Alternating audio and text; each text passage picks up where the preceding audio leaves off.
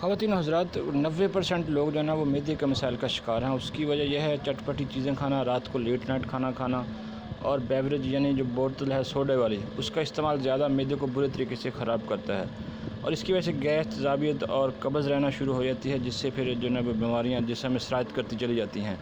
چونکہ قبض ام الامراض بھی ہے، اسی طرح یہ گیس پیدا ہونے کی وجہ سے پھر بد ہضمی اور بندے کو جو ہے کھٹے ڈکار آنا شروع ہو جاتے ہیں۔ تو اس کے لیے ایک انتہائی زبردست میں نسخہ آپ کو بتانے لگا ہوں۔ آپ کھانے کے آدھے گھنٹے بعد صرف چمچ کا تیسرا حصہ استعمال کریں تو انشاءاللہ آپ کی جتنی بھی قبض ہے، گیس ہے، تیزابیت ہے معدے میں، یا جلن ہوتی ہے آپ کے معدے میں، تو وہ سارا کچھ ٹھیک ہو جائے گا۔ یہ بازار سے بنی بنائی آپ نے وہ جو پھکی کی ڈبیاں ہوتی ہیں وہ نہیں لینی، بلکہ یہ چیزیں جو میں آپ کو بتانے لگا ہوں یہ اپنے بازار سے لے کے خود پسوا کے جو ہے نا اس کو گھر میں رکھیں۔